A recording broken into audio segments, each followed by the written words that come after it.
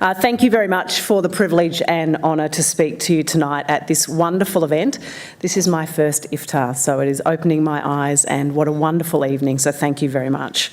On behalf of the Australian Football League, I want to congratulate the Australian Intercultural Society and thank you for the great work that you do. Thank you very much. Can I also add my acknowledgement of the traditional owners in the land on which we are gathering tonight and pay my respects to the elders past, present and future. The AFL is honoured by the relationship that we have with Aboriginal and Torres Strait Islander peoples, and we look forward to continuing to work with the First Nation Australians on their journey to full recognition and equality. To our Muslim friends and community, can I also say Ramadan Mubarak? And the AFL does send its greetings and best wishes to the community during this holy month. I'm really proud and privileged to be involved in the game that I've grown up following and that I love. For my sins, I barrack for Carlton. Things aren't so great at the moment. But our women's team did make the grand final, so thank goodness for conferences. But I'm more than privileged because our game is loved and cherished by so many people and communities within our great nation. To be one of the guardians of this great game, even for a relatively short period of time, given its long history in our country, is something that I will never take for granted. As head of women's football, I have been part of sport at its absolute best, a vehicle for positive social leadership and change. We all know in this room that sport delivers health benefits for individuals and society. We also know that sport delivers connection and belonging. And the sense of belonging delivers enormous benefits for our communities and indeed the nation as well. Not only do we not take this for granted at the AFL, it has become central to our strategy to grow and strengthen our game. A few years ago, the AFL refreshed its purpose. We all agreed as an organisation that our purpose was to progress the game so that everyone can share in its heritage and possibilities. So everyone can share in its heritage and possibilities. And to be true to our purpose, we need to make sure that our game is truly open and welcoming for all Australians. I'd like to take a moment to acknowledge that we have two club CEOs in the room, Amit Baines from the Western Bulldogs and Brendan Gale from the Richmond Tigers. Amit's team has won a grand final in the AFLW and Brendan's team joins the AFLW in 2020, I'm sure wanting to win a premiership title. We also have our first female president in the room in Peggy O'Neill. Welcome to Peggy as well from the Richmond Football Club. A few years ago, Waleed Ali came to speak to the AFL club CEOs and our executive at the AFL, and he talked about the mirror test. That is, that you can't be what you can't see. We talk a lot about that when it comes to women's football and AFLW. Waleed's challenge for the AFL was to ask if the game that he loves could really stay Australia's #1 game if it truly did not reflect a modern Australia. And we do need to step up to his challenge. Our country is one of the most successful multicultural nations on earth. We have come from nearly 200 countries representing some 300 languages, and nearly 1 in 4 of us were born overseas. We know our game needs to not only reflect this diversity, but we also need to celebrate it and nurture it. We celebrate it by rejecting racism and division. We celebrate it by promoting unity and inclusion. We celebrate it by working respectfully with multicultural communities. We nurture it by promoting and supporting leaders like Basha Hooley from Richmond and Haneen Zarika from the Giants, our first Muslim woman to play at the national level. And we nurture it by committing resources to programs to encourage kids from all backgrounds to play our game, like the Basha Hooley and Next Generation Multicultural Academies. And we nurture it by investing in specialist staff and multicultural ambassadors. When sport steps up and we do things well, we don't simply just reflect society, we lead society. And there's been no better example than that of social leadership than the AFLW. Our CEO, Gil McLachlan, after the first season in 2017, said that the AFLW was like a revelation. It had changed our game forever.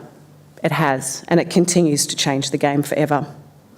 But we know that it didn't just change our game. I hear about it all of the time in my role. I see it every day. It's had a huge impact on so many girls and women, and indeed our whole community. The messages of equality and inclusion have resonated far beyond the boundary line. It's not just about on-field, it's off-field as well. And we've been part of a broader Australian discussion about women's sport, and I recognise the other sports in the room here tonight that have women's leagues, and the right of girls to equally participate at every level of the sporting landscape. The AFLW and Australian women's football have changed clubs from the elite to the grassroots. Enormous influx of girls and women at every level. They're turning up to football clubs in droves. And the women who play AFLW, they've become role models. There are so many fantastic stories of inspiration and achievement. A further 120 women join our league next year, and with them, more inspiration and more of those unique stories. And that inspiration continued in 2019 for Season 3 of AFLW, culminating in over 53,000 people attending our grand final at Adelaide Oval. They say a picture tells 1,000 words. And tonight I want to share with you 6 images captured by celebrated AFL photographer Michael Wilson. These are the images of season number 3 of the AFLW, but they're so much more than that. The Future, a competition that's provided inspiration in every state and territory in our nation. Opening night in Geelong, we welcomed a new club. New heroes, new role models. This is Georgie Rankin. The faces that you see signal the opportunity, the passion, the possibility, and the visibility. 921 days. Signed to the AFL July 2016, a knee injury September 2016, a debut against Melbourne at Casey Fields February 2019. 921 days. This is Kiara Bowers. Her nickname is Turbo. She plays for the Fremantle Dockers. She symbolises unwavering dedication to a dream of playing AFLW through immense adversity. Do not let anybody tell you to give up on your dreams. It's more than just football. The moments our hearts were in our throats. Oh no, not our Erin. The first to her side was her co-captain and friend Chelsea Randall. Although her body was broken at that moment, the unbreakable bond of your team, and indeed a moment that highlighted the bond that is women's football when opposition players in their own defining moment came to see Erin to show their respect and their admiration. It really is more than just football. Michael Wilson's image of Taylor Harris, I hope, is a moment in time when we are all able to reflect and take some time to consider the way that we interact and deal with each other as human beings. It's an image of an athlete, a footballer in full flight, doing what they love. It's their passion, what they are good at and what they are paid to do, their job. The fact that this is a female athlete should be irrelevant to the narrative.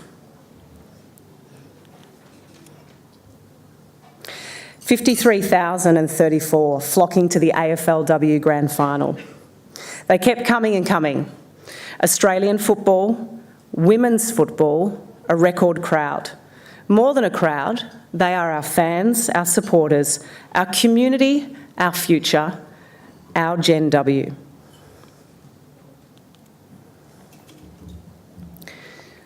Haneen Zarika from the Giants. I'd like to focus on Haneen's story tonight. As I said, she is our first Muslim AFLW player. She was drafted by the Giants in 2017, stayed with them until she was delisted at the end of 2018 without playing a single game of AFLW. And she was picked back up again by the Giants in the draft later that year. And she finally got to play her first game at the opening round in 2019 against Brisbane. This is a big deal for Haneen, her family and her community. A big deal for all of you and a big deal for us. On Friday the 15th of March, Haneen was in Canberra due to play a game against the Geelong Cats at Manuka Oval. when the peaceful worshippers of 2 Christchurch mosques were attacked. Haneen's first reaction was that she could not play and she should not play. But she received a phone call from her mentor from her junior club in Sydney's West, Amna Kara Hassan. She called her to implore to Haneen that she should play the game that day for the sake of her community. Amna said, "People from our community need hope today." Haneen has talked since that day. She took the field that day. She's talked since that day about the role that her club played and the AFLW played.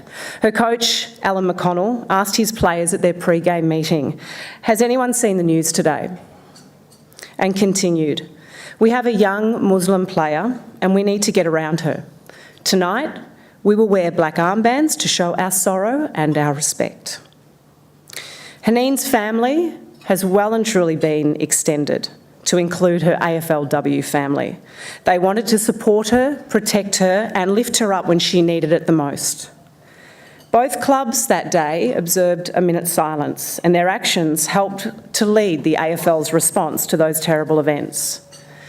Post-game, Haneen received a flood of messages from AFLW colleagues from other clubs, players that she had never met that were offering their support. This is our vision of inclusion at the most simple and personal level, standing with our friends, our teammates and colleagues during that terribly traumatic time and rejecting racism and fear that underpins that act of violence. This is connection and this is belonging.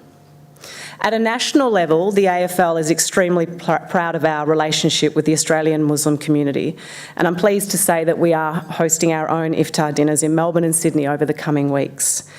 And it would seem that there has never been a more important time for leaders in sport, government and the community to stand together to celebrate diversity, inclusion and equality.